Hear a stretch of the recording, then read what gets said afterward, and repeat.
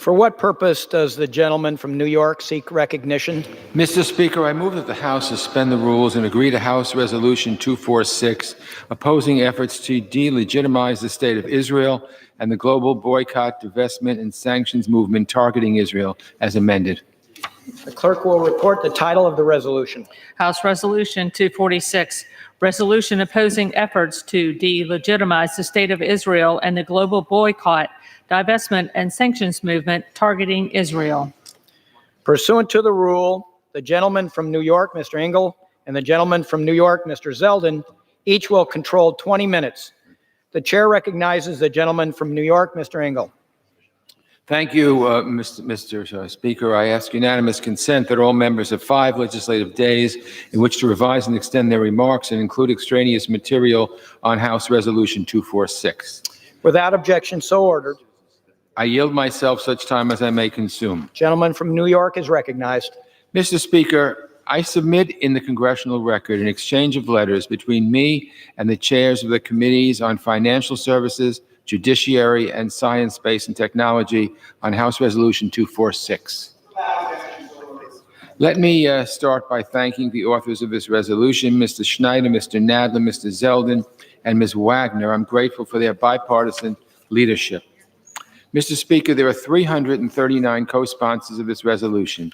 And let me say that again, 339 co-sponsors for this measure opposing the global boycott, divestment, and sanctions movement that undermines the legitimacy of the State of Israel.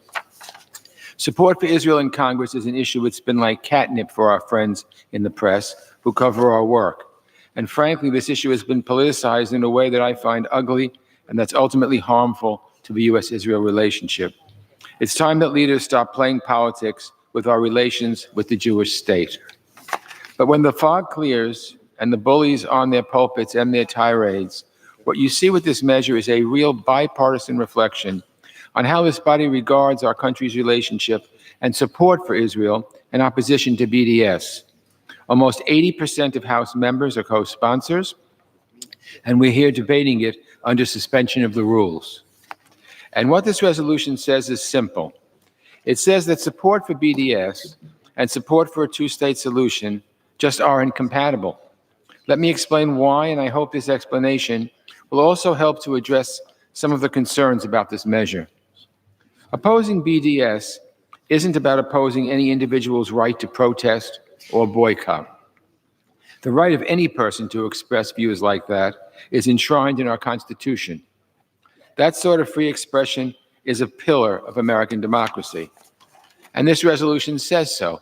Let me read from it, and I quote, "Whereas it is a hallmark of American democracy for citizens to petition the United States government in favor of or against United States foreign policy, whereas the United States Constitution protects the rights of United States citizens to articulate political views, including with respect to the policies of the United States or foreign governments," unquote. That's in this resolution. So it couldn't be any clearer, Mr. Speaker. Throughout history, protests and boycotts and movements like that have played key roles in driving important change. The resolution says that too. And I quote, "Whereas boycotts and similar tools aimed at promoting racial justice and social change have been used effectively in the United States, South Africa, and other parts of the world," unquote. But here's the thing about the global BDS movement. I don't believe it promotes racial justice or social change at all. It promotes a one-sided view of the Israeli-Palestinian conflict that seeks to marginalize Israel, that would deny the Jewish people the right of national self-determination, a right proclaimed by none other than the United Nations. Many of us have been fighting for years to advance the future for the Israelis and Palestinians of two states, for two peoples living side by side in peace and security. Building that future will require hard work and concessions. BDS says that the onus is entirely on Israel. All concessions have to come from Israel. And the Palestinians should reject negotiations and just allow international pressure to build on Israel. Well, you know, that's not how negotiations work, and it's no way to promote peace. That's why this movement is so counterproductive, in my view. You want to criticize the government? That's your right. You want to stop buying products from a certain country? That's also your right. But participating in an international commercial effort that undermines Israel's legitimacy and scuttles the chances of a two-state solution isn't the same as an individual exercising First Amendment rights. I continue to believe that a two-state solution, which guarantees self-determination for both Jews and Palestinians, not one or the other, is the best way to solve the Israeli-Palestinian conflict. I believe that the overwhelming majority of our colleagues in this body agree with me, and Congress has said so before in bipartisan resolutions. Today, we have the opportunity to reiterate that point and to warn against something that would derail that solution. I thank my colleagues, and I reserve the balance of my time. Gentleman from New York reserves. The gentleman from New York is recognized. Mr. Speaker, I yield myself as much time as I may consume. Gentleman is recognized for as much time as he may consume. Mr. Speaker, I strongly support House Resolution 246. This is a bipartisan resolution I introduced with Brad Schneider, Jerry Nadler, and Ann Wagner to oppose BDS and efforts to delegitimize the State of Israel, which is now up to 350 co-sponsors. We must combat the BDS movement targeting our great ally in the Middle East. The BDS movement seeks to harm Israel today, tomorrow, and well into the future. It is an American value to be able to express legitimate, reasonable criticism of any government in the world, including our own. The BDS movement, though, is different. And we must reject the blatant anti-Semitism injected throughout BDS and the delegitimizing of Israel. We must educate and all be aware of the toxic anti-Semitic words of the founder of BDS and how we have so many Jewish students on college campuses right here in the United States from coast to coast targeted with blatant anti-Semitism in the name of BDS. Congress needs to make a very strong bipartisan statement against BDS, and this resolution does just that. In addition, we should also enact legislation with teeth. In February, the Senate passed anti-BDS legislation S1 with a strong bipartisan vote. This bill allows state and local governments to adopt laws to divest public funds from entities that boycott Israel. Lead Republican McCall already has a bill in the House, H.R. 336, that is identical to S1 and contains the anti-BDS legislation. I would strongly encourage the Speaker to bring this bill to the floor as well, so that not only are we making a strong statement, but we are doing something about it. Thank you again to House leadership for bringing House Resolution 246 to the floor today, for Chairman Engel's work and his team's work at the House Foreign Affairs Committee, Lead Republican McCall and his team. This is a big deal, and I'm honored to work with you all on this important effort. I reserve the balance of my time. Gentleman reserves. The gentleman from New York is recognized. I yield 1.5 minutes to the chairman of the Judiciary Committee, the gentleman from New York, my friend, Mr. Nadler. Mr. Nadler from New York is recognized for 1.5 minutes. I thank the gentleman, Mr. Speaker. I rise in strong support of HRES 246. This resolution, modeled on legislation passed by the New York City Council, is fully consistent with the First Amendment and affirms the right of those who support the global BDS movement to voice their opinions. But importantly, it also puts Congress on record rejecting this misguided and deceptive movement that is neither progressive in its conduct nor pro-peace in its ultimate mission. BDS proponents advocate for a complete boycott of Israeli businesses, individuals, and institutions, including academic institutions, which are supposed to be bastions of intellectual freedom, hypocritically seeking to deny all Israeli citizens the same rights and freedoms that BDS supporters claim that they themselves are denied. Not only does the movement at times invoke anti-Semitic tropes and seemingly promote violence, it unfairly blames one party in the Israeli-Palestinian conflict and does nothing to promote direct negotiations to achieve a two-state solution, which is the only path to a fair peace. In fact, the founder of the movement, when asked whether BDS would end when Palestinians are able to establish their own state, flatly says no. That tells you everything you need to know. Instead of promoting peace and a two-state solution, the mission of BDS is clear: to delegitimize Israel, regardless of its policies or conduct, and to deny the Jewish people and only the Jewish people, the right of national self-determination. I urge my colleagues to support this resolution, and I yield back the balance of my time. Gentleman from New York yields back. The gentleman from New York reserves. The gentleman from New York is recognized. I yield 2 minutes to the gentleman from New Jersey, Mr. Smith, a senior member of the Committee on Foreign Affairs. Mr. Smith from New Jersey is recognized for 2 I thank minutes. my good friend for yielding. I want to applaud Mr. Schneider and Mr. Zeldin for sponsoring this important resolution. I especially want to thank Chairman Elliot Engel for his very eloquent comments a moment ago. And not wishing to be redundant, I'll just say this because I associate myself with their strong and persuasive remarks. The great former Soviet refusenik and religious prisoner Natan Sharansky, who testified at 2 of about a dozen hearings that I've chaired on combating anti-Semitism, proposed what he called a simple test to help us distinguish legitimate criticism of Israel from anti-Semitism. Sharansky called it the 3 Ds: demonization, double standard, and delegitimization. When the 3 Ds are advanced, we know that anti-Semitism is the issue. The BDS movement demonizes Israel, and by extension, Jews, who are always cast in the role of oppressor, who are always in the wrong. In so doing, it applies a double standard, whereby Israel is always wrong, and the oppressed Palestinians are always in the right, regardless of whether groups such as Hamas are engaging in terroristic acts upon Israeli citizens. The objective of this is to delegitimize the state of Israel, to deny its very right to exist. I applaud them on this bill. I hope this vote is unanimous. Yield back. Gentleman from New Jersey yields back. Gentleman from New York reserves. Gentleman, Mr. Engel is recognized. I now yield 3 minutes to the author of this resolution, the gentleman from Illinois, Mr. Schneider. Mr. Schneider from Illinois is recognized for 3 minutes. Thank you, Mr. Speaker. I proudly rise today in support of House Resolution 246, of which I am the sponsor. This resolution does 4 things. First, it affirms the vital relationship between the United States and Israel, our most important ally in a complicated region of the world. Second, it reiterates our unbreakable commitment to Israel's security. Third, it restates Congress's strong bipartisan support for a negotiated 2-state solution. Lastly, it makes clear Congress opposes the global BDS divestment and sanctions, the global boycott, divestment, and sanctions, or BDS movement that seeks to delegitimize Israel, opposes a 2-state solution, and pushes the cause of peace for both Israelis and Palestinians further out of reach. It's been our country's long-held policy that the best path to assuring Israel's long-term security is a democratic and Jewish state, and realizing the Palestinian people's aspiration for a state of their own is through a negotiated 2-state solution.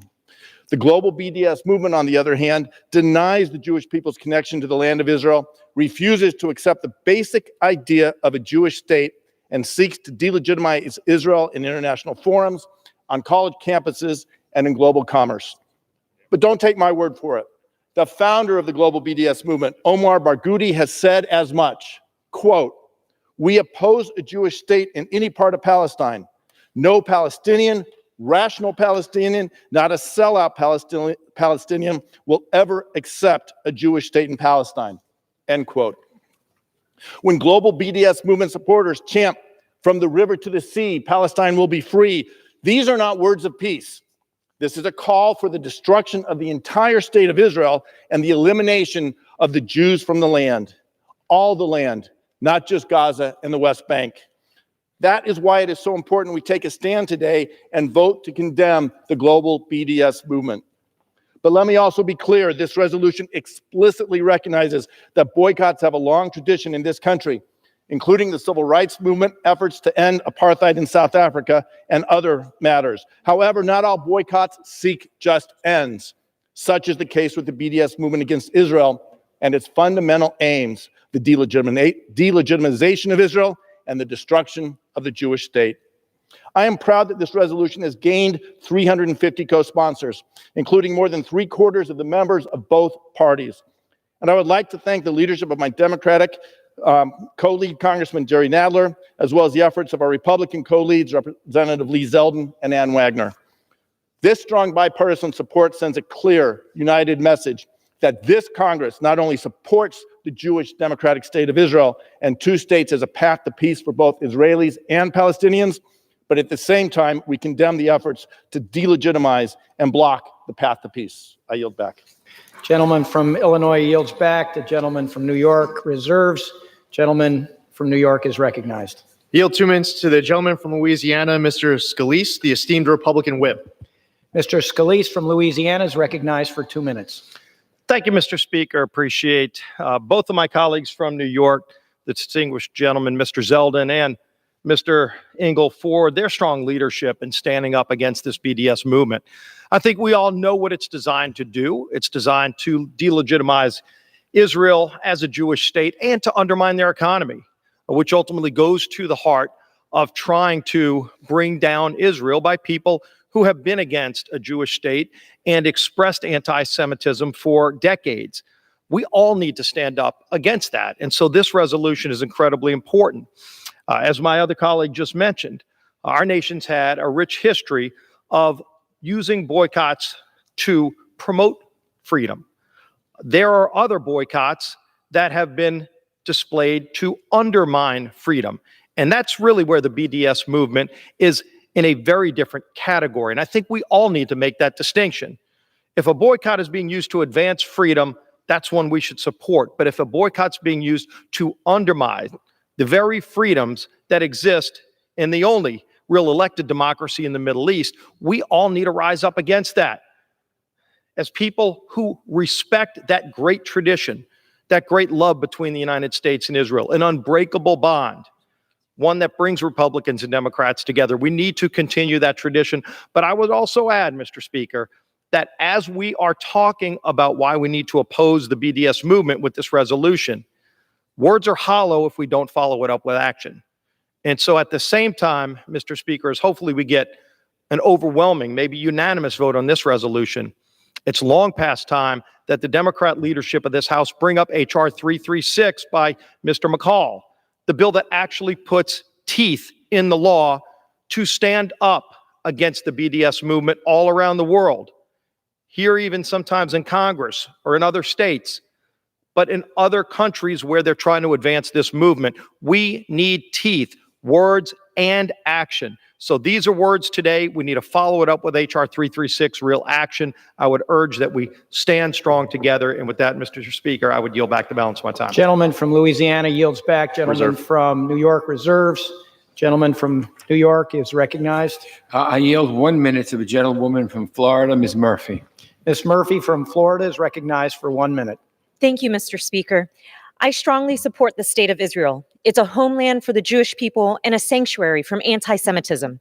Israel is a thriving democracy, and its citizens have made enormous contributions to our global society. The U.S. has no better friend than Israel. And yes, on occasion, our two governments will disagree on certain policies, as all sovereign nations do. But our strong alliance is rooted in shared values, shared security interest, and a deep historical connection.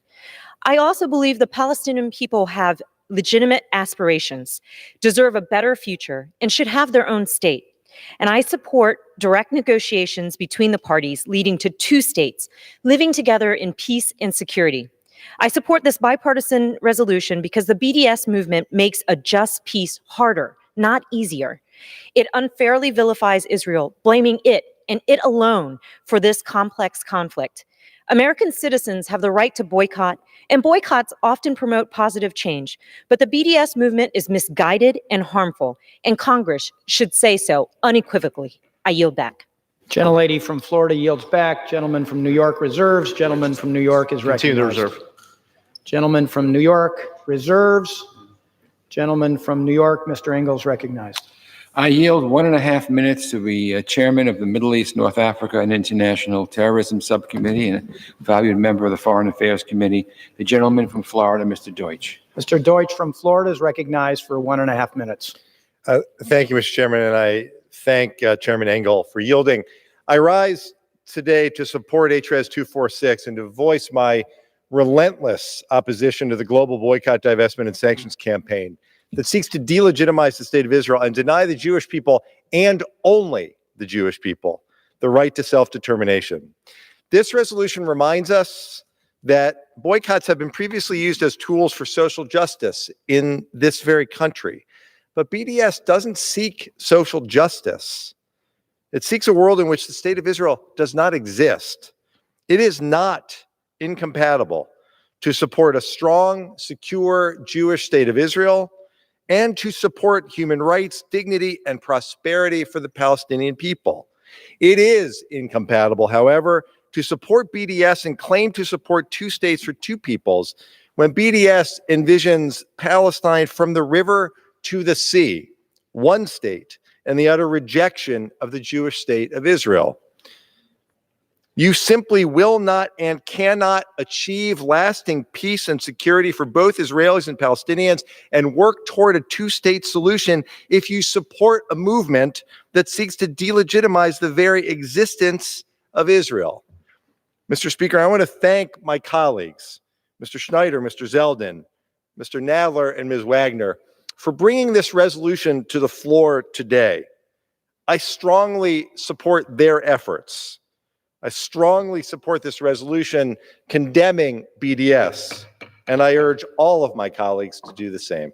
I yield back. Gentleman from Florida yields back. The gentleman from New York reserves. The gentleman from New York is recognized. Thank you, Mr. Speaker. And it's important to note, really from coast to coast, we're hearing stories of students on college campuses in the name of BDS being targeted with blatant anti-Semitism. For example, at New York University, after the student government passed a resolution supporting BDS, the Bronfman Center for Jewish Life was temporarily closed in response to threatening Twitter posts by a student who expressed, quote, a desire for Zionists to die. A University of Michigan professor refused to write a letter of recommendation for a qualified student solely because she wanted to study abroad in Israel. A Students for Justice in Palestine co-founder and University of California Berkeley professor spoke at a national conference and shared an anti-Semitic meme of an Orthodox Jewish person in his presentation. At Warren Wilson College, an invited speaker stated, quote, Jews are doing the same thing to the Palestinians as the Nazis did to the Jews. A Yik Yak posting at University of California read, quote, gas them, burn them, and dismantle their power structure. Humanity cannot progress without the parasitic Jew, end quote. More globally, University of Durban in South Africa called for the expulsion of Jewish students who did not support the BDS movement at the university.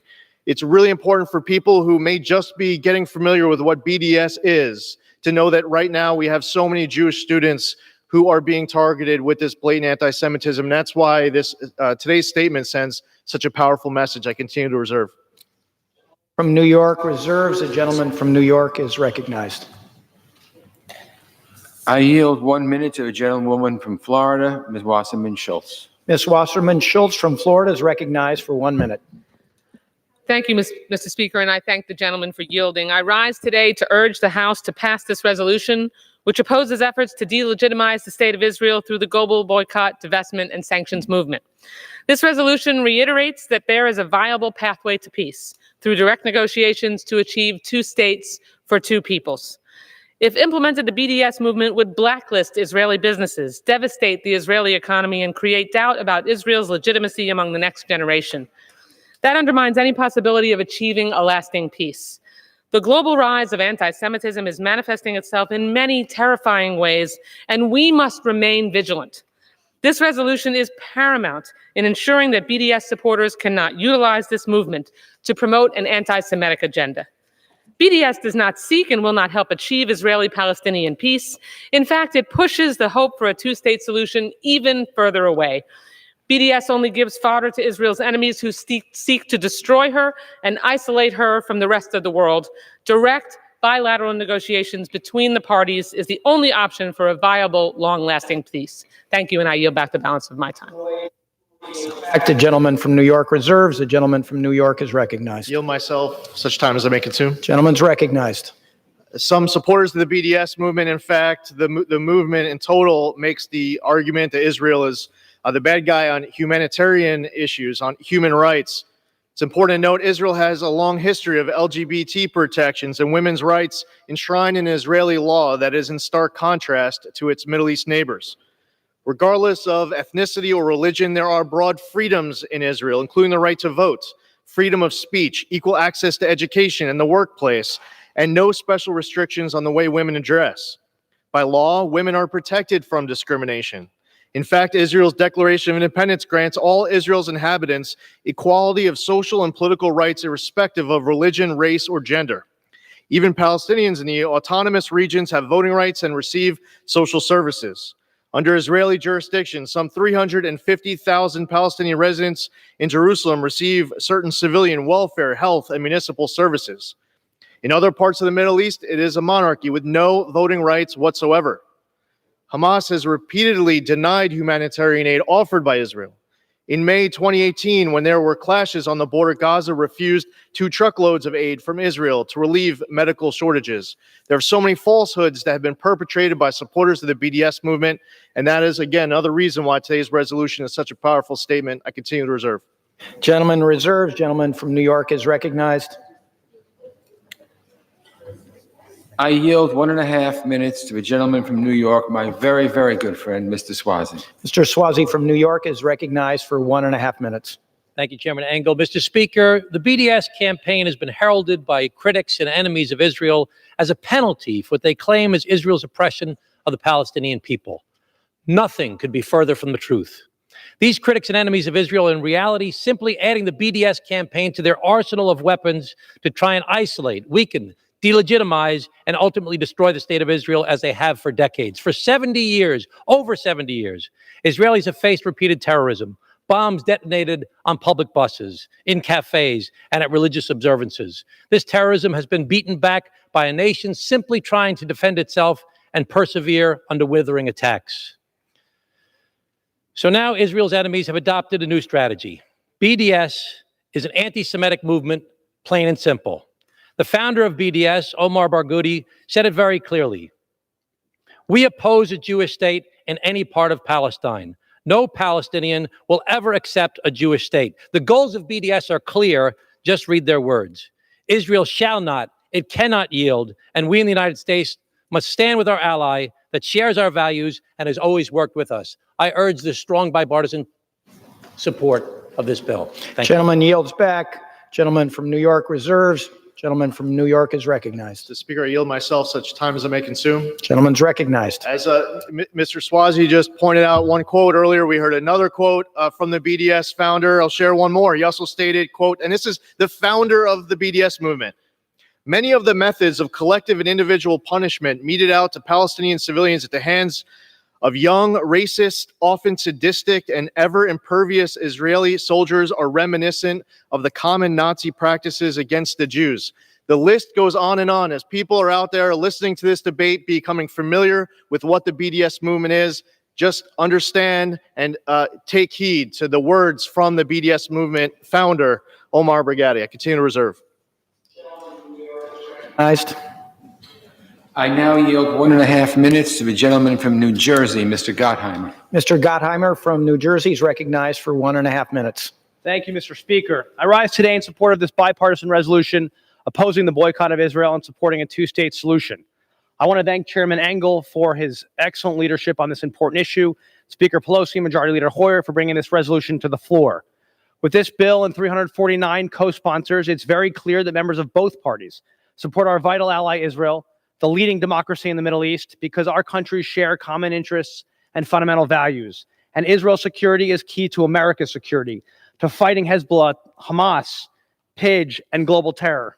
However, the global boycott, divestment, and sanctions BDS movement seeks to delegitimize Israel and deny its right to exist as a Jewish state.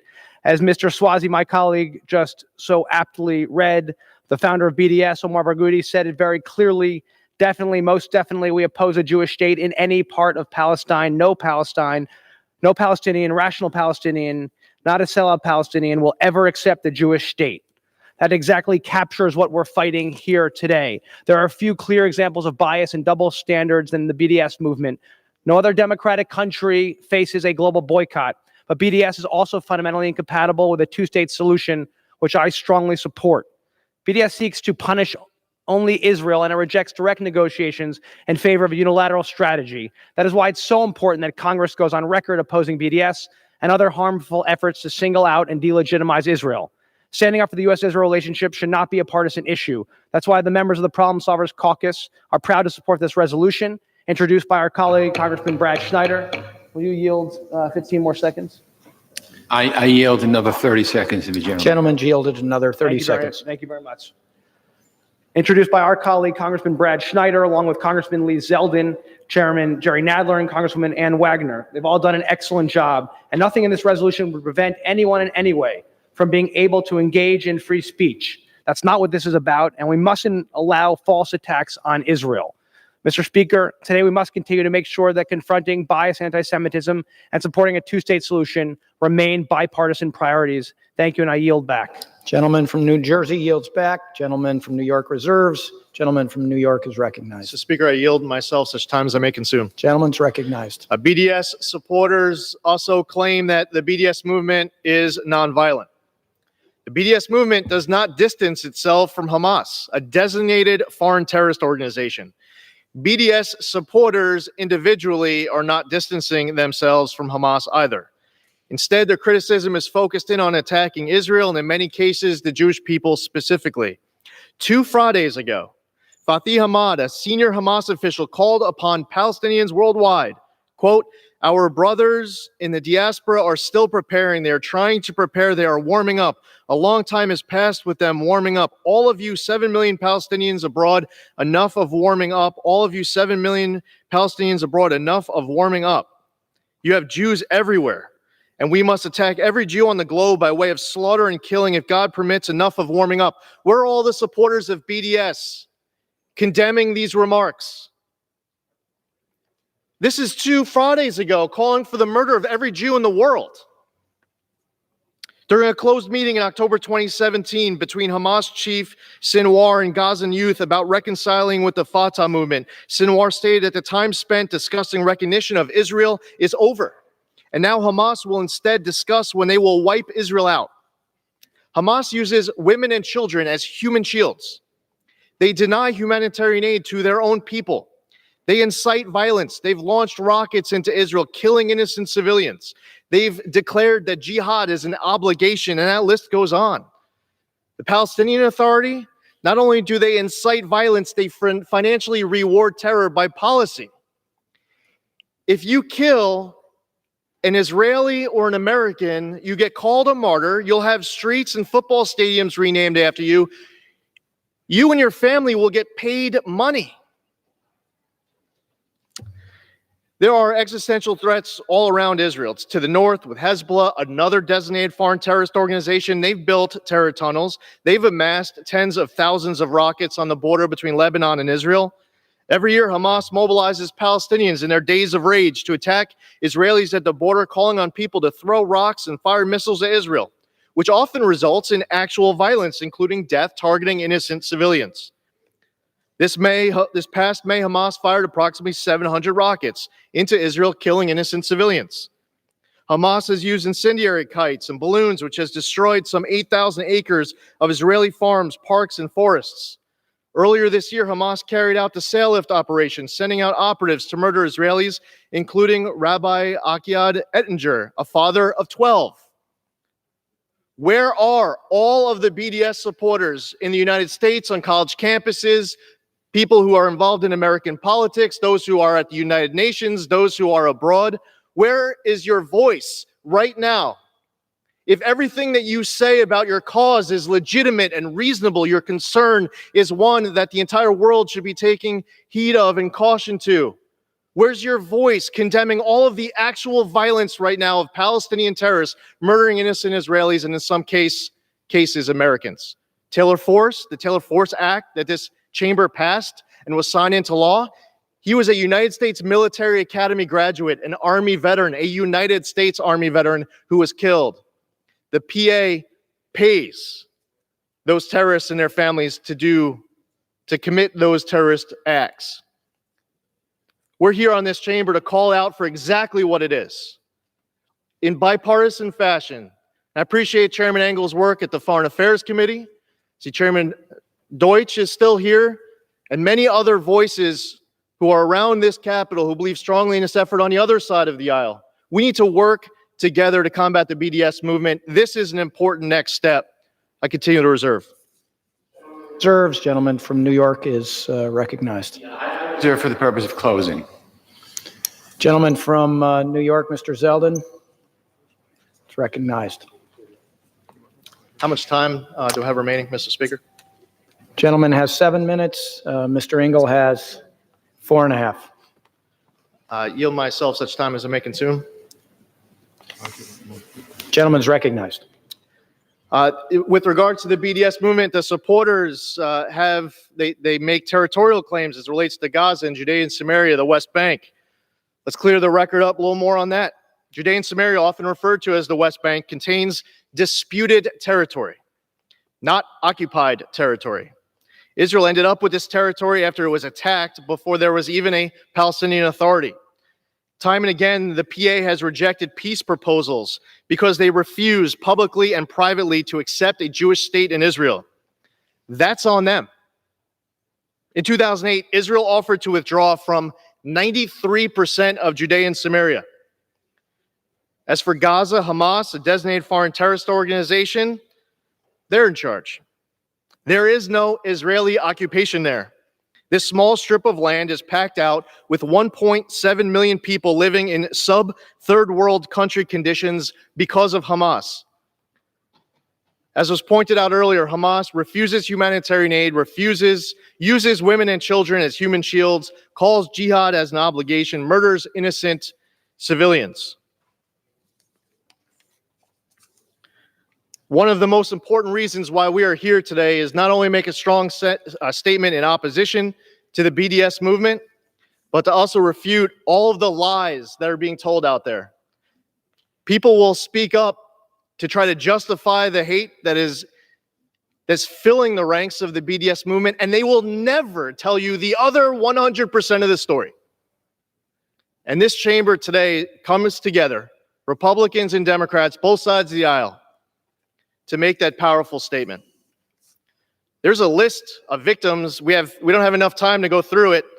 List of victims of Palestinian violence and terrorism in 2019. Well, we could look at the 1,355 people who have been killed by Palestinian violence and terrorism since September of 2000. 1,355 people, and never will the BDS supporters take any opportunity to set the record straight on any of that, but we will here. I see that Brad Schneider is with us as well, one of the bills, the main author of the bill. This is a bipartisan effort that I'm very proud to be part of today, and I continue to reserve. Gentleman from New York reserves. Gentleman, Mr. Engel, continues to reserve. Gentleman, Mr. Zeldin is recognized. I have no other speakers. I'm prepared to close. Gentleman is recognized to close. Thank you, Mr. Speaker. Thank you to all of my colleagues, to Chris Smith for speaking today, to Whip Scalise. This is something that we're very passionate about. And we also believe that the strong statement that is going to be made here today with this vote is not the last step of this chamber speaking out, but I really hope that we all can work together in bipartisan fashion to figure out how to do something about it, to be able to pass legislation with teeth. But today is nothing short of progress. And it's something for all of us to be proud of around our country and around the world, because it should be an American value to stand strong, shoulder to shoulder with our great ally, our greatest ally in the Middle East and Israel. It is a beacon of hope and freedom and liberty and opportunity. Americans in our day-to-day lives don't even realize just how much we are using Israeli technology. American companies that have used Israeli technology, we've probably used it multiple times just today. You can't boycott Israel and at the same exact time spend your entire day using Israeli technology. You can't boycott Israel and go travel to Israel. We're going to call out the hypocrisies that exist, but ultimately, as we flush this out, let's work together. This is about advocacy. It's also about education. When I came to Congress in 2015, honestly, there were a lot of members of Congress, if you asked them, where do you stand on the BDS movement? Their answer would have been, what's BDS? And now in 2019, here we are. July of 2019 coming together. We know what BDS is, boycott, divestment, sanctions movement.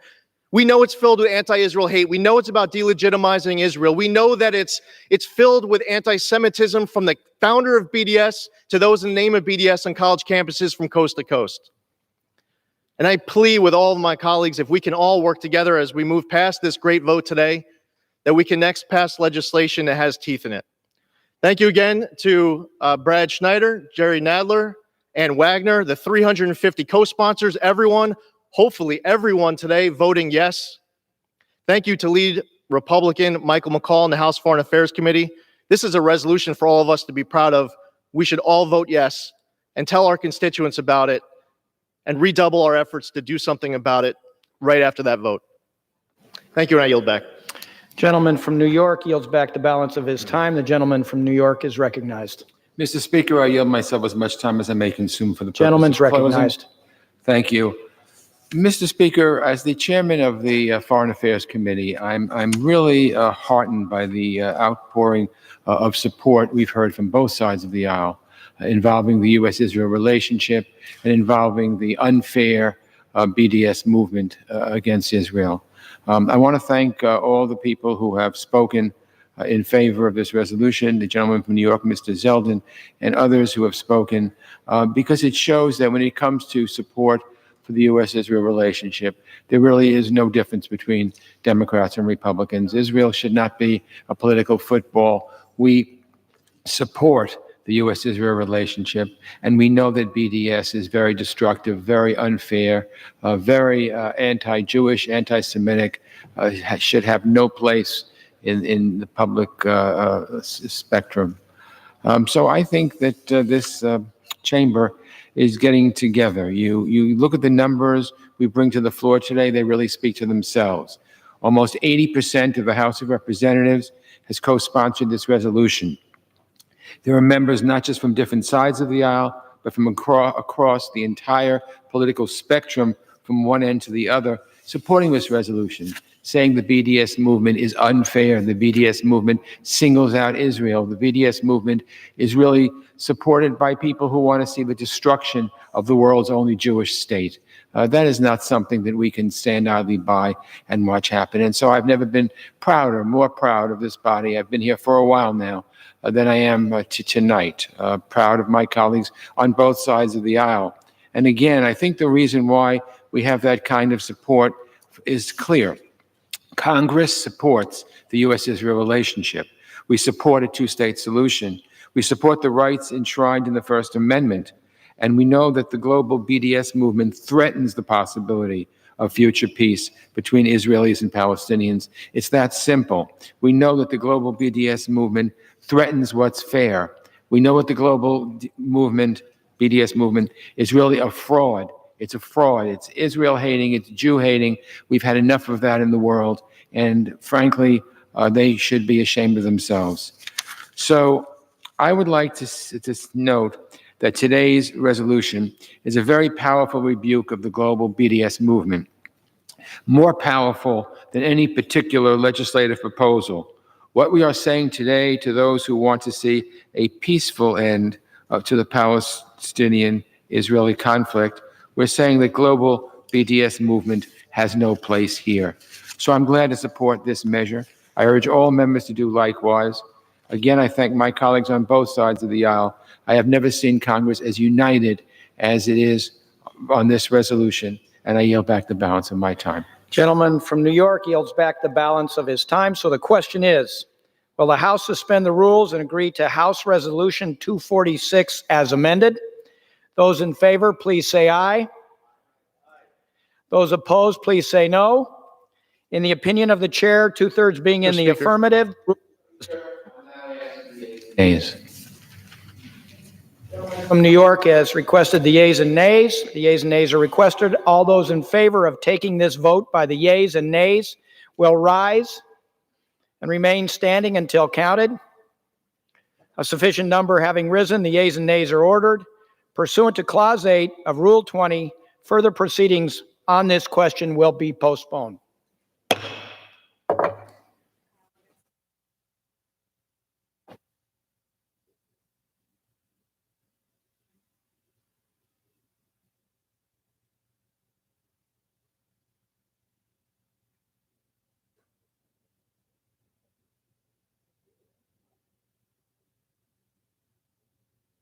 Purpose is the gentleman from New York seek recognition. Mr. Speaker, I move that the House suspend the rules and pass H.R. 1837, the United States-Israel Cooperation Enhancement and Regional Security Act as amended.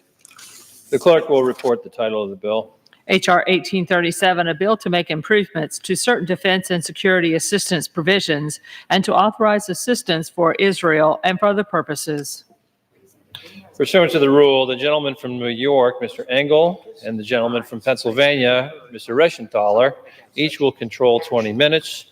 The chair recognizes the gentleman from New York.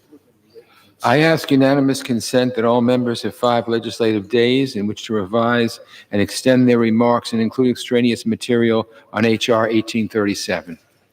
Without objection, so ordered. I yield myself as much time as I may consume. The gentleman is recognized. Mr. Speaker, I submit in the congressional record an exchange of letters between me and the chairs of the committees on Judiciary, Agriculture, Energy and Commerce, Veterans Affairs, Transportation and Infrastructure, Homeland Security, and Science, Space and Technology on H.R. 1837. Mr. Speaker, I rise in strong support of the United States-Israel Cooperation Enhancement and Regional Security Act. I want to start by thanking Mr. Deutsch and Mr. Wilson for their extraordinary leadership in crafting this measure. This is another piece of bipartisan legislation that underscores the vitality and bipartisanship of the U.S.-Israel relationship. The centerpiece of this bill is a provision that writes into law the 10-year Memorandum of Understanding President Obama signed with Israel before he left office. The legislation also enhances U.S.-Israel cooperation on a wide range of issues, from helping veterans confront issues with PTSD, to advancing space cooperation, to developing new ways to get clean water. In addition, the bill advances other critical priorities. It helps ensure that the families of American victims of terrorism will get their day in court, so they can finally see some justice after their loved ones were so cruelly taken from them. And it includes a legal fix that will restore U.S. assistance to Palestinians that has been cut off in recent months. When I traveled to the West Bank in May, I saw the impacts of the funding cut firsthand. I visited a water treatment system in Jericho that is ready to go into place, already paid for by the United States. But because of legislation Congress passed last year, they can't take the tiny extra step needed to get it up and running. We also met with people seeking to enhance tolerance and understanding between Palestinians and Israelis, exactly the sort of peace-building efforts we should be supporting, unlike the BDS movement. These have all had to stop work due to the assistance cut. In addition, I met with American military officials who are deeply concerned about the suspension of security assistance to the Palestinians and the implication of that for Israel's security. So I'm pleased that the legislation before us today provides a fix for this unsustainable situation.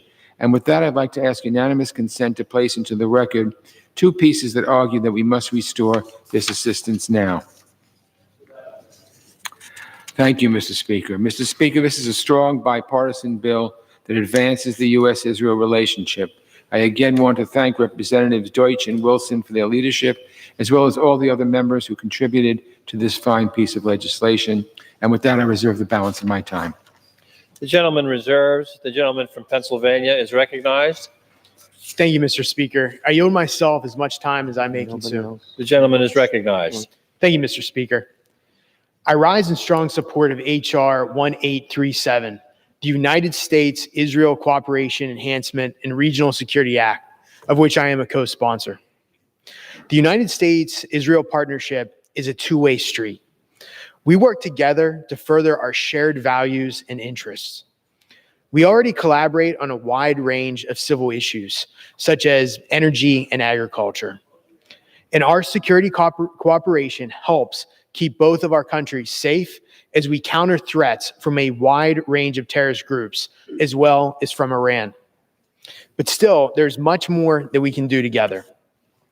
I want to thank Mr. Deutsch and Mr. Wilson for this comprehensive bipartisan update to the United States-Israel partnership to confront the challenges both countries face in 2019 and beyond. H.R. 1837 expands our mutually beneficial cooperation, identifying several new or growing areas of cooperation where we can exchange innovations and help improve the lives and livelihoods of our people, as well as our respective national interests. Through this bill, the United States and Israel will be better positioned to cooperate on critical fields like research and development, directed energy, cybersecurity, international development and foreign assistance, treating post-traumatic stress disorder, and developing health technologies. In terms of our security partnership with Israel, the bill authorizes U.S. foreign military financing to Israel at $3.3 billion per year through 2024, the same levels agreed to in the 2016 U.S.-Israel memorandum.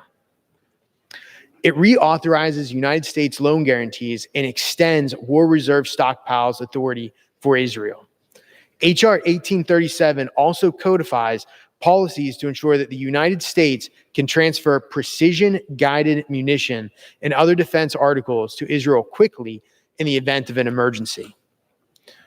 We all know that Israel faces threats on multiple fronts, from Iran, from Hezbollah, Hamas, and others. These adversaries aren't going to call ahead in the event of an escalation. We need to be prepared with appropriate authorities to ensure that if Israel is facing a protracted or multi-front conflict, that the United States can help. Mr. Speaker, I yield the remainder of my time to my good friend, the gentleman from New Jersey, Mr. Smith, and I would ask for unanimous consent that he be allowed to control that time. Without objection, the gentleman from New Jersey, Mr. Smith, is recognized.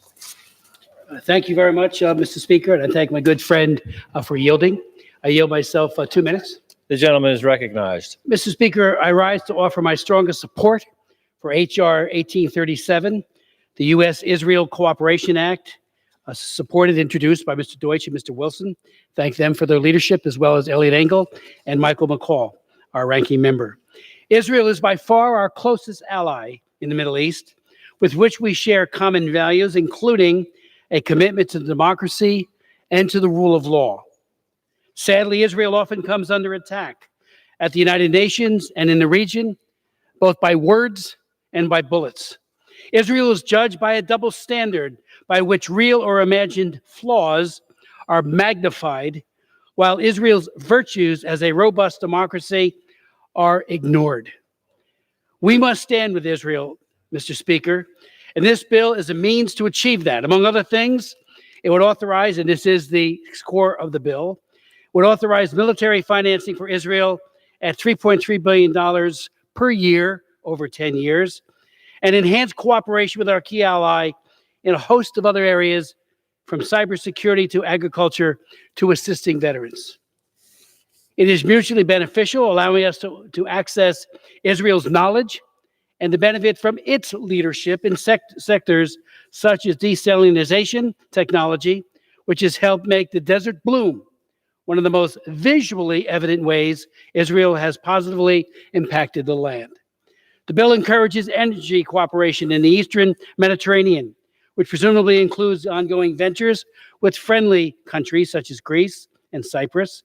In short, the bill greatly enhances the mutually beneficial ties which exist between our two great nations. This is a good piece of legislation. It is bipartisan, and I strongly urge my colleagues to support it and reserve the balance of my time. The gentleman from New Jersey reserves. The gentleman from New York is recognized.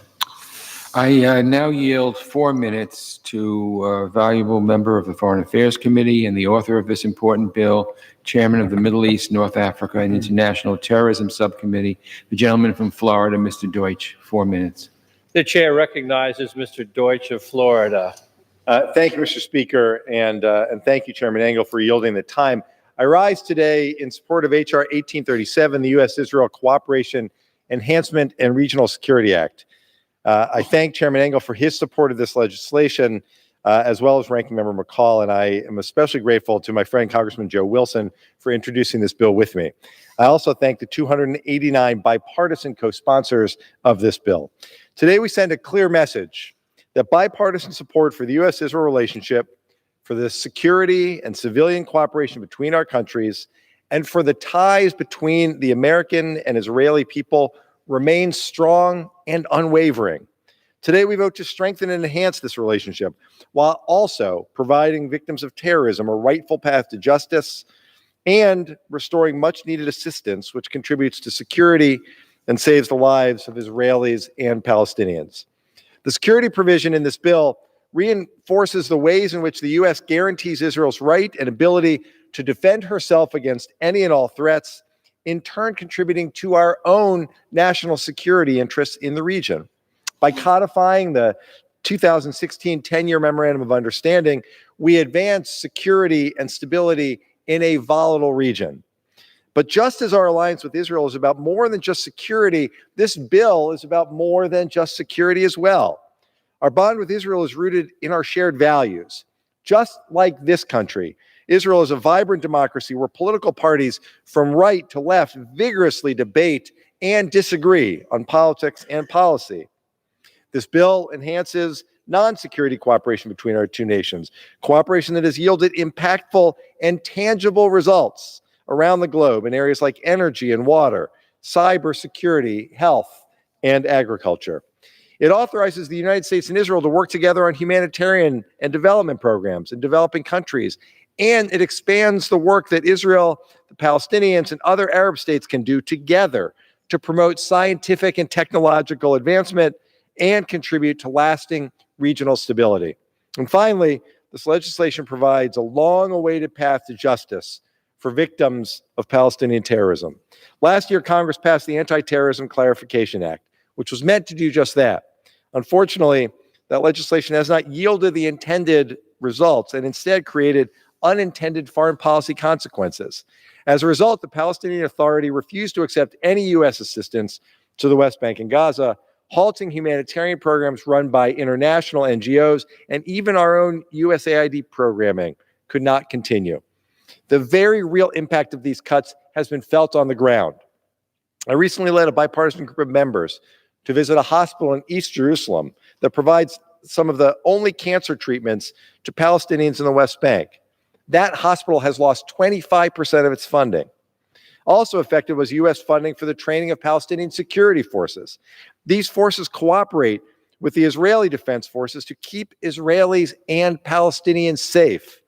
This program, run by a U.S. general, saves Palestinian lives and Israeli lives, and it is currently not receiving funding. Mr. Speaker, we have a moral obligation to ensure that Americans injured or even worse, killed by terrorism have the right to seek justice in our courts. And we have a moral obligation as well to provide life-saving assistance for those in need. And while this bill represents a compromise, I believe it will achieve both of these goals.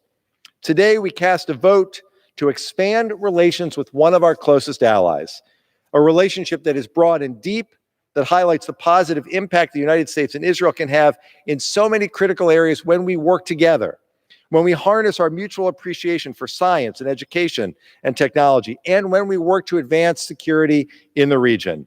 We do all of these because we know that whatever the politics and personalities, we are stronger as a nation when we stand together with our ally Israel in support of security, peace, and democracy. I urge my colleagues to stand with me today and to support this good piece of legislation, and I yield back the balance of my time. The gentleman yields back. The gentleman from New York reserves. The gentleman from New Jersey is recognized. Mr. Speaker, I yield 4 minutes to the gentlelady from Puerto Rico, Ms. Gonzalez. The gentlelady from Puerto Rico is recognized. Thank you, Mr. Speaker, and thank you for yielding. I think this is a very important bill, and I'm proud to support H.R. 1837, the United States and Israel Cooperation Enhancement Act, Regional Security Act, that will make our bilateral security and economic cooperation stronger and more stable than ever before. On September 14 of 2016, the U.S. and Israel signed a memorandum of understanding ensuring $33 billion of military and strategic support over a 10-year period. It reaffirmed the importance of continuing annual U.S. military assistance to Israel, our cooperative missile defense programs, in addition to other shared economic and technology interests. The bill before us codifies that assistance for the next 10 years, while providing us with the flexibility to increase that support should Israel be under an imminent threat of a military attack. It has strengthened Israel's qualitative military edge and advanced our collaboration on a range of issues such as cybersecurity and space exploration, as well as authorizing $12 million for the U.S.-Israel Energy Center. And throughout USAID, advances our common goals of promoting agriculture, education, and trade with other countries around the world. As our strongest and most capable ally in a turbulent region, Israel is an essential U.S. strategic partner. Israel is also a target for hostile actors who call for her destruction.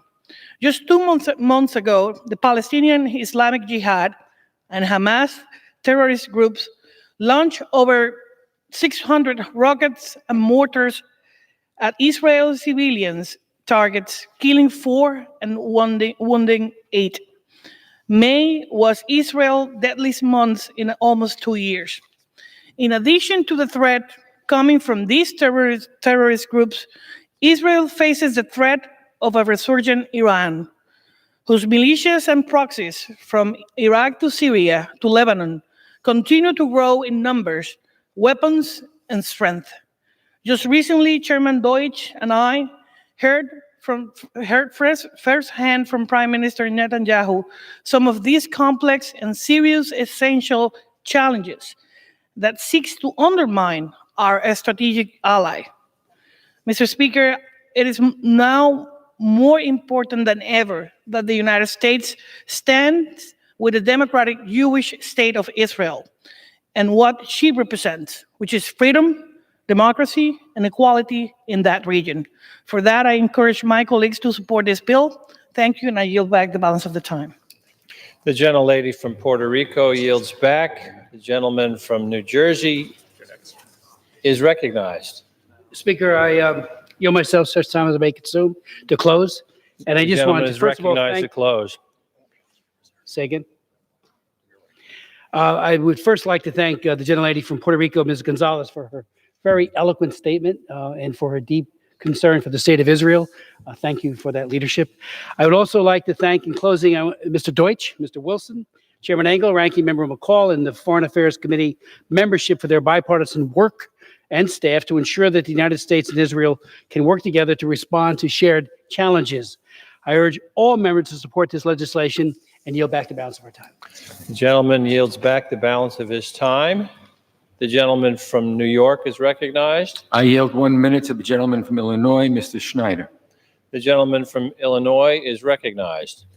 Mr. Speaker, I rise today in support of H.R. 1837, the United States-Israel Cooperation Enhancement and Regional Security Act. Israel is our greatest ally in the Middle East, and we work jointly in a number of strategic areas. This bill strengthens our partnership and expands important economic, scientific, and security cooperation between the United States and Israel. This bill also encourages the United States to designate a new coordinator of the U.S.-Israel research and development and establishes a grant program on cybersecurity development. It authorizes R&D on issues including post-traumatic stress disorder, agriculture, and the development of health technologies, as well as vital security assistance in accordance with the 2016 MOU. It also provides an important fix that ensures a path to justice for American victims of terrorism and retains our ability to provide vital assistance that promotes security and stability for both Israelis and Palestinians. I would like to thank my colleagues, Mr. Deutsch and Mr. Wilson, for their leadership on this important bipartisan bill. I urge all my colleagues to vote on this bill, and with that, I yield back. The gentleman from Illinois yields back. The gentleman from New York is recognized. Mr. Speaker, I yield myself as much time as I may consume. The gentleman for the is purpose of closing. recognized. The United States-Israel Cooperation Enhancement and Regional Security Act is an excellent bipartisan bill designed to further strengthen the relationship between Israel and the United States, give American victims their day in court, and restore assistance to the Palestinians. So I strongly support it, urge all members to join me in doing so. Again, this is a bipartisan bill showing again the strong support that the United States and Israel have for each other. And with that, I yield back the balance of my time. The gentleman from New York yields back the balance of his time. The question is, will the House suspend the rules and pass the bill H.R. 1837 as amended? Those in favor say aye. Those opposed, no. In the opinion of the chair, 2/3 being in the affirmative, the rules are suspended, the bill is passed, and without objection, the motion to reconsider is laid upon the table.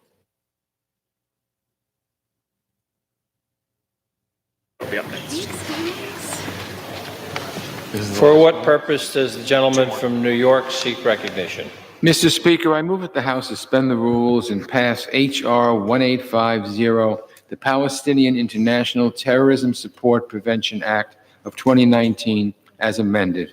The clerk will report the title of the bill. H.R. 1850, a bill to impose sanctions with respect to foreign support for Palestinian terrorism and for other purposes. Pursuant to the rule, the gentleman from New York, Mr. Engel, and the gentleman from New Jersey, Mr. Smith, each will control 20 minutes. The chair recognizes the gentleman from New York. I ask unanimous consent that all members have 5 legislative days in which to revise and extend their remarks and include in the record extraneous material on H.R. 1850. Without objection, so ordered. I yield myself such time as I may consume. The gentleman is recognized. Mr. Speaker, I submit in the congressional record an exchange of letters between me and the chairwoman of the Committee on Financial Services on H.R. 1850. Objection. Mr. Speaker, let me start by thanking Mr. Mast of Florida and Mr. Gottheimer of New Jersey for their hard work on this legislation. The United States designated both Hamas and Palestinian Islamic Jihad as foreign terrorist organizations more than 20 years ago. It's easy to see why Hamas is responsible for the deaths of more than 400 Israelis and at least 25 American citizens.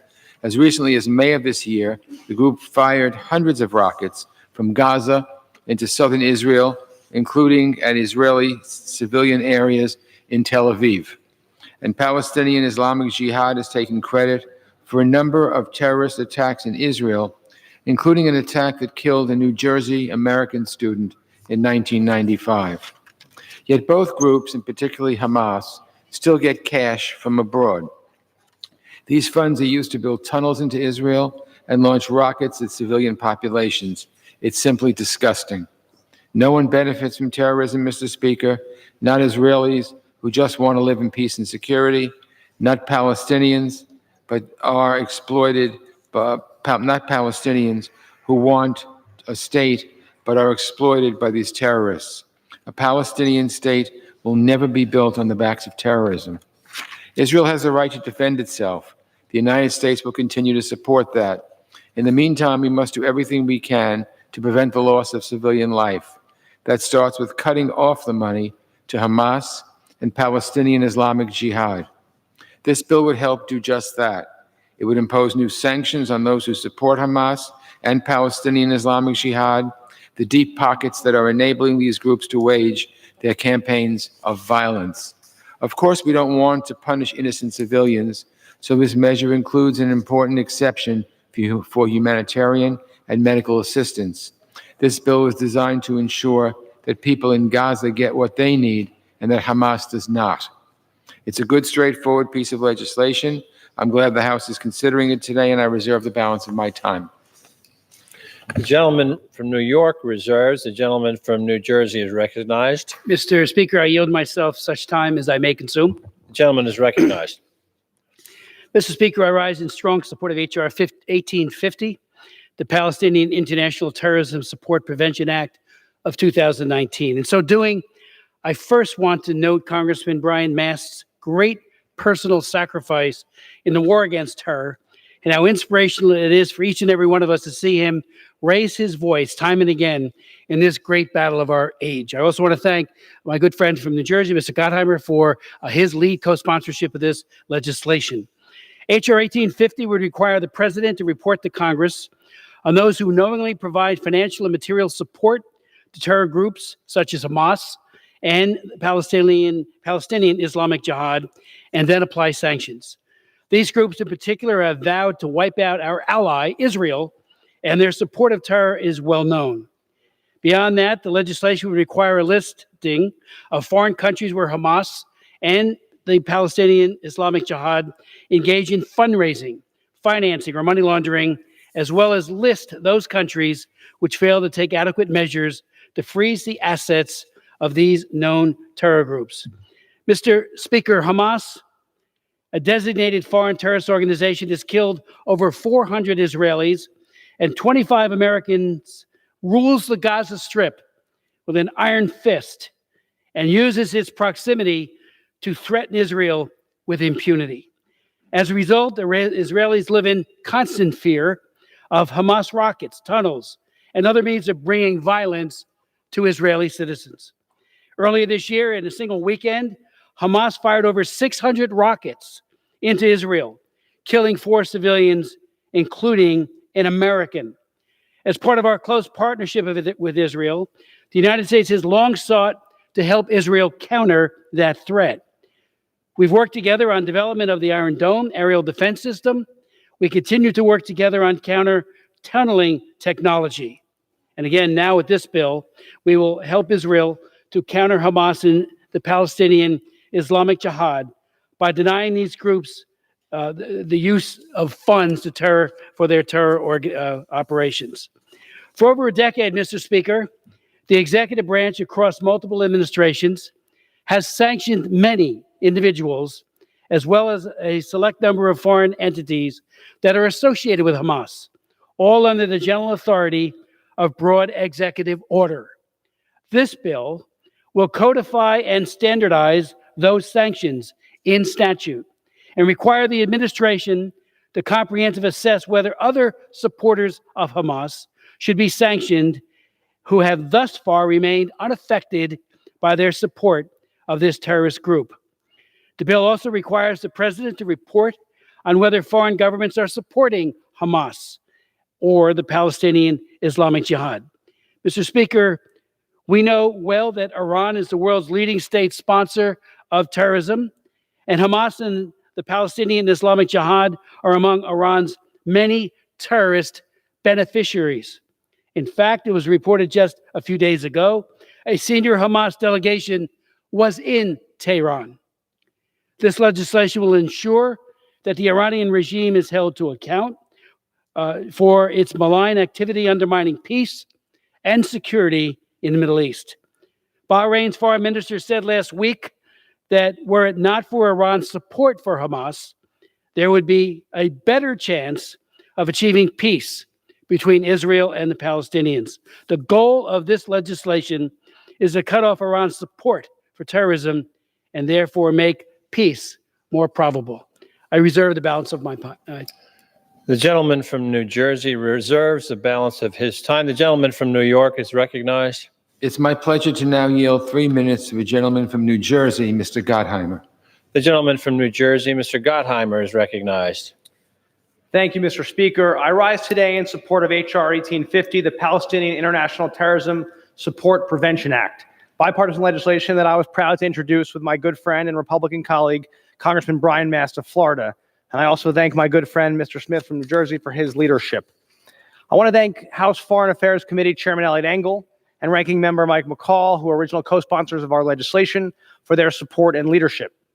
Mr. Speaker, Hamas is a heinous terrorist group responsible for the murders of innocent Americans and Israeli citizens, which has been designated as a foreign terrorist organization by the State Department since 1997.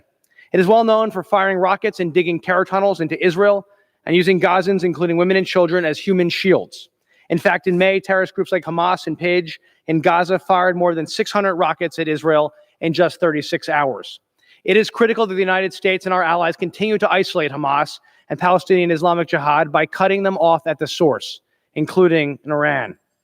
As the world's leading state sponsor of terrorism, the Iranian regime provides more than $70 million annually to the terrorist groups Hamas in Gaza. Just yesterday, Iran's supreme leader met with the political deputy chiefs of Hamas and renewed Iran's commitment to supporting this terrorist organization in its armed struggle against Israel.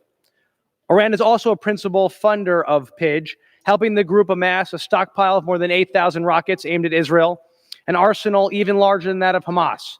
PIJ has also claimed credit for multiple terrorist attacks in Israel, including a gruesome suicide bus bombing in April 1995 that killed New Jersey student Elisa Flato, a graduate of the Frisch School in my district in Paramus. And I will say forever that her memory should never be forgotten. H.R. 1850 would require the president to submit to Congress an annual report for the next 3 years, identifying foreign entities who assist Hamas, the Palestinian Islamic Jihad, or of an affiliate or successor, and impose at least 2 or more crippling sanctions.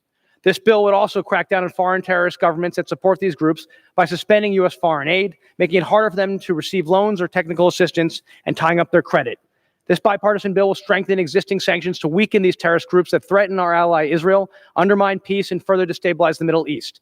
I urge my colleagues on both sides of the aisle to join me in supporting this critical legislation and in the fight against terror, and I yield back the balance of my time. Thank you.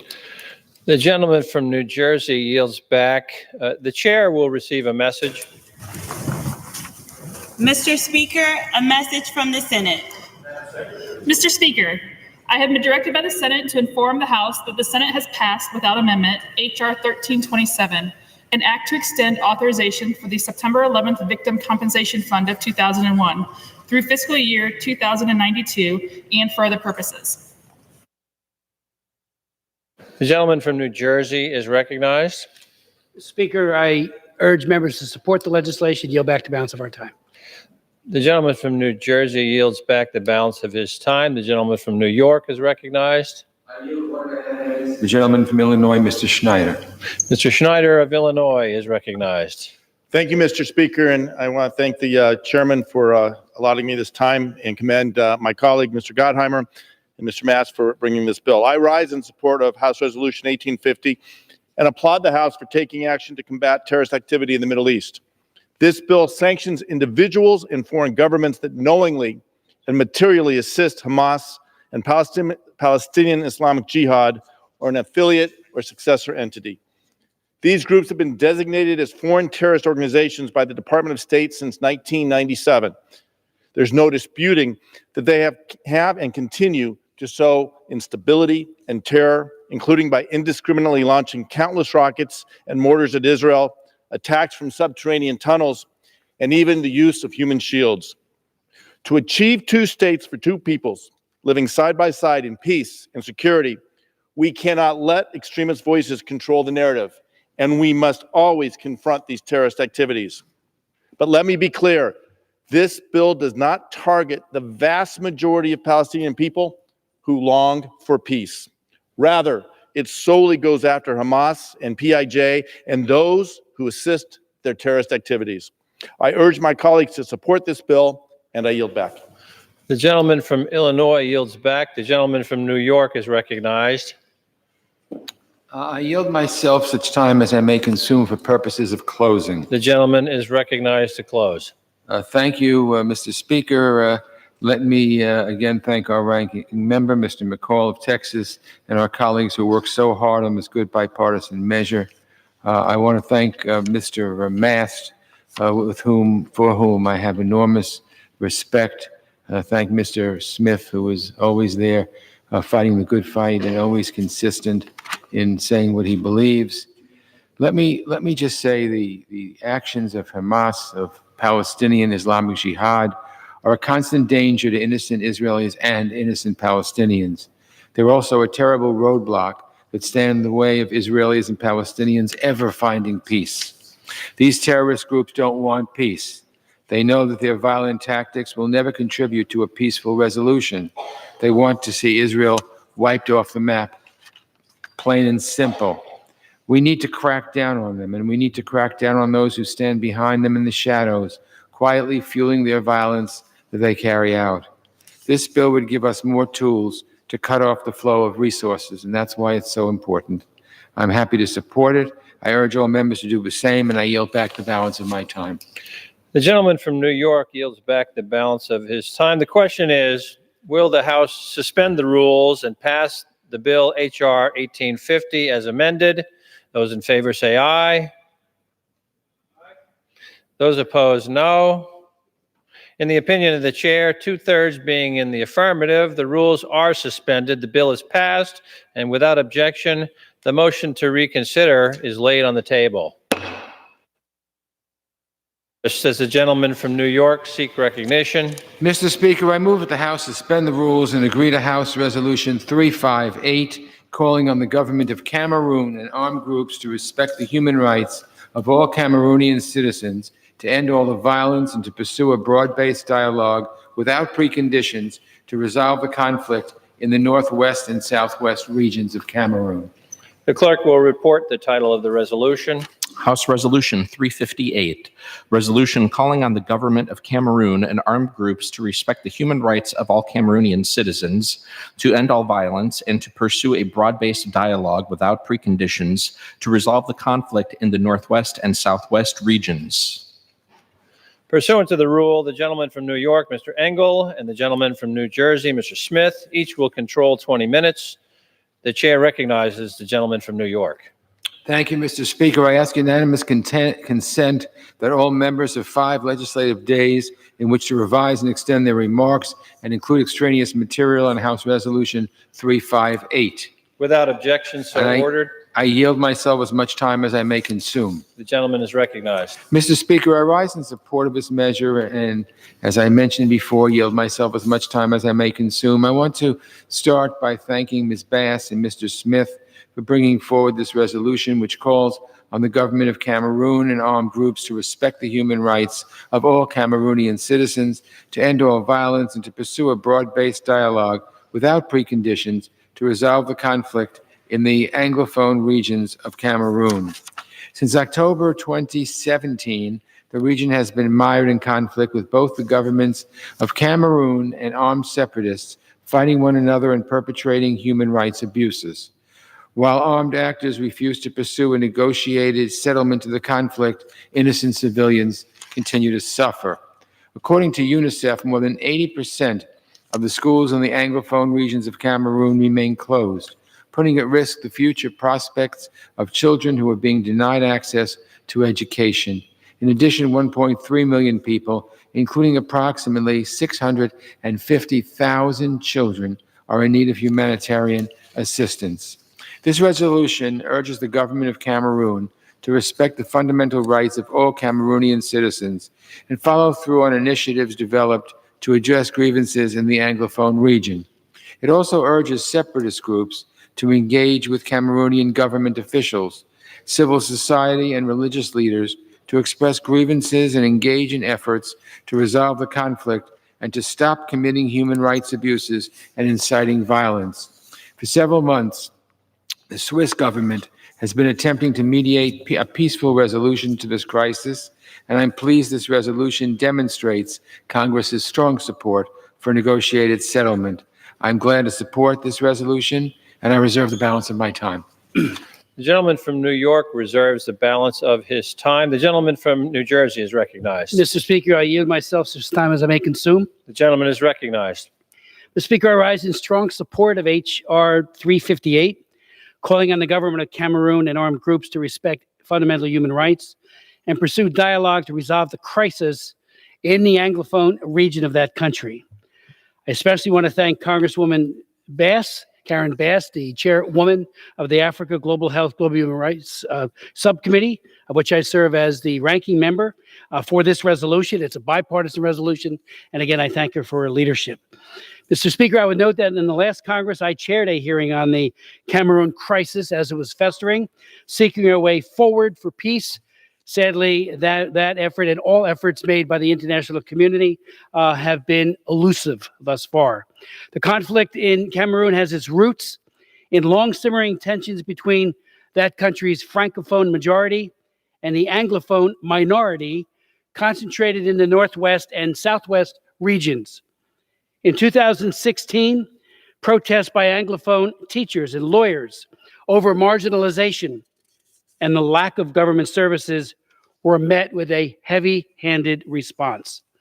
The government failed to genuinely address those legitimate grievances, which further inflamed tensions. Brutal fighting between government security forces and local armed groups who called for separatism continues. Today, there are over 500,000 displaced persons in the Anglophone region. Mr. Speaker, entire communities have been burned to the ground. Humanitarian convoys struggled to reach local populations, are even blocked and attacked by armed groups.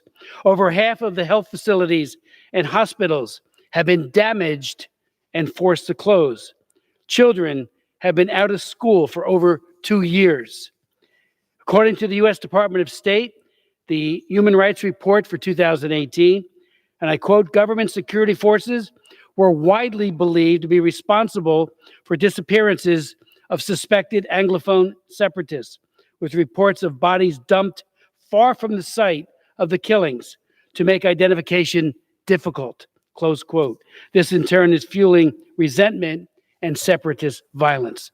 This resolution reiterates the U.S. position that all parties must immediately cease fighting and to come to the negotiating table without, I say again, without preconditions.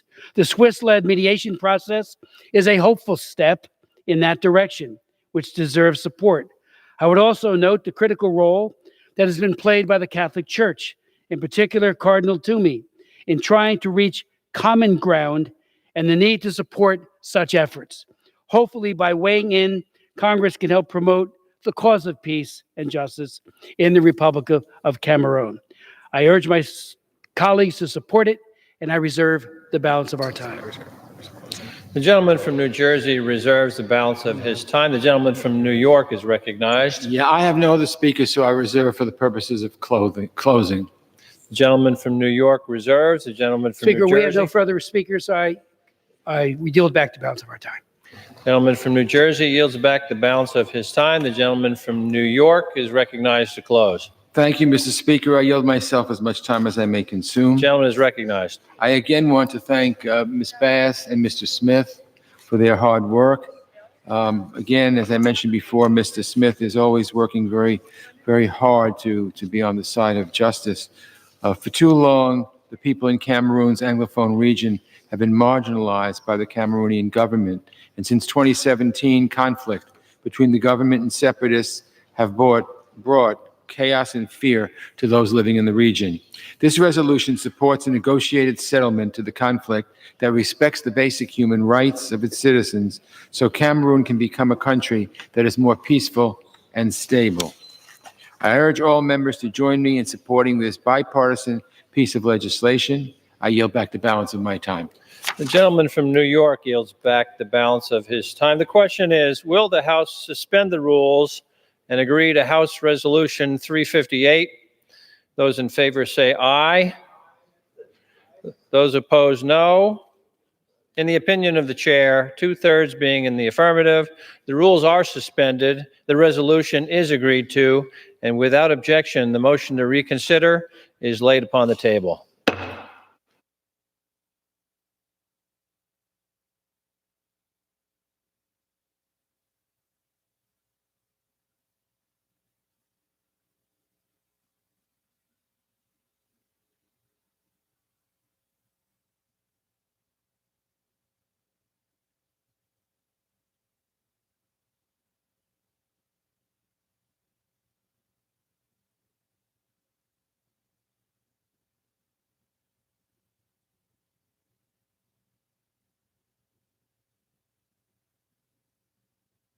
Okay.